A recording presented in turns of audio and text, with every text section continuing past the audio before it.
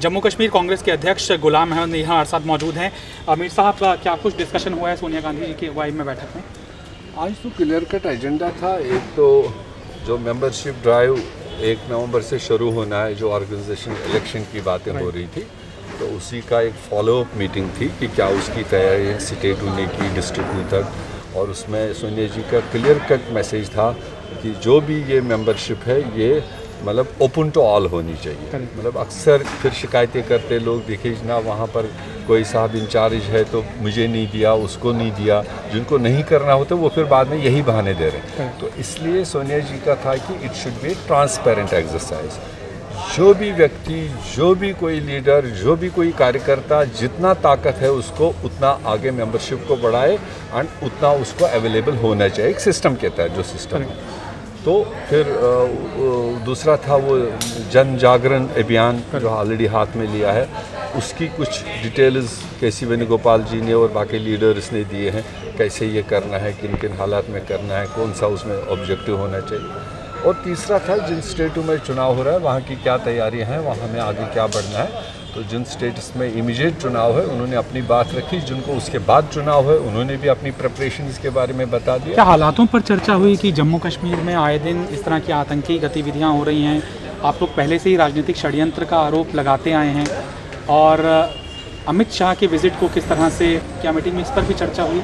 वो तो एजेंडा में नहीं था, बट फिर भी चूंकि मैं जम्मू कश्मीर को रिप्रेजेंट करता था वहाँ पर, जो वहाँ की प्रेजेंट स्थिति है और ख़ासकर होम मिनिस्ट्री के विज़िट के आगे पीछे क्या सिचुएशन वहाँ रही, वो जितना हमें उसके बारे में जानकारी थी उतना हमने लीडरशिप के सामने बताया कि किस तरह से सिविलियंस को 10 दिन पहले से उठा करके बंद करवाया गया पुलिस के ज़रिए, और उसके बाद जो स्कूटर वाले थे उनको मूवमेंट रेस्ट्रिक्टेड कर दिया गया, बाकी चीज़ें। और यूँ तो अगर देश का होम मिनिस्टर, ये पहली बार नहीं होम मिनिस्टर आ रहा है, हमने तो इससे पहले भी 20 साल से होम मिनिस्टर आते हुए देखे, वो किस तरह से फ्रीली और कैसे, और आम लोगों के लिए कभी रोड भी नहीं बंद होता था।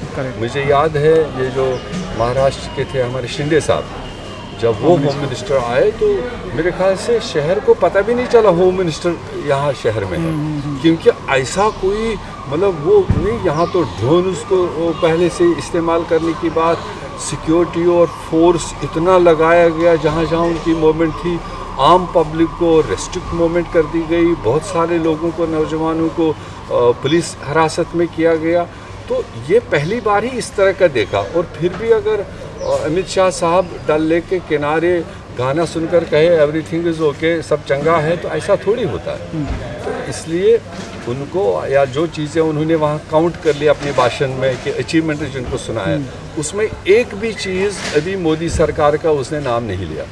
वो चाहे इनके मेडिकल कॉलेजेस की जिक्र उसने की, चाहे कैंसर इंस्टीट्यूट्स की बात की, चाहे वो पॉलिटेक्निक्स की बात की, चाहे उसने और जितनी चीज़ें वहाँ काउंट की, वो तकरीबन सारी चीज़ें IIM, IITs की जो उन्होंने एस्टेब्लिशमेंट की बात की, एम्स की जो बात की, ये सारे यूपीए सरकार के दिए हुए प्रोजेक्ट, जो इत्तेफाक से जब यूपीए आउट ऑफ सरकार गई तो दूसरी सरकार को तो आगे बढ़ाना है।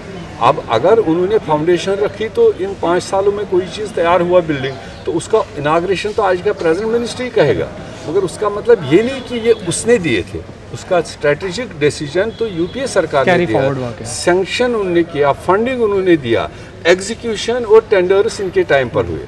तो देयरफॉर अभी कोई ऐसा नया चीज़ वो जम्मू कश्मीर को नहीं दे के आया जिसका वो जिक्र कर सकता है। आपको ऐसा क्यों लग रहा है कि चुनाव कराने से, निष्पक्ष चुनाव कराने से केंद्र सरकार हिचक रहा है वहाँ पर? ये तो उनकी घबराहट है, ये हम भी महसूस कर रहे हैं, वरना ये जो डिलिमिटेशन के खातिर ये प्रोलॉन्ग कर रहे हैं सिलसिले को, जिस डिलिमिटेशन कमीशन को 1 साल का टाइम दिया था 2011 की सेंसस के मुताबिक उनको 7 सीटें बनानी थी, ये नॉर्मली 30 डेज़ का टाइम है। क्योंकि ऑलरेडी डाटा बैंक उनके पास में है, पॉपुलेशन लिस्ट उनके पास में है, जोग्राफिकल मैपिंग उनके पास में है, तो सिंसियर नियत से करना है तो 15 दिन में हो सकता है। अब उसको 2 साल पूरे होने जा रहे हैं। ये इस बहाने कि पहले डिलिमिटेशन पूरा हो, फिर कमिटमेंट थी पीछे ऑल पार्टी में कि उसके बाद रेस्टोरेशन ऑफ स्टेट करेंगे और उसके बाद इलेक्शन करेंगे।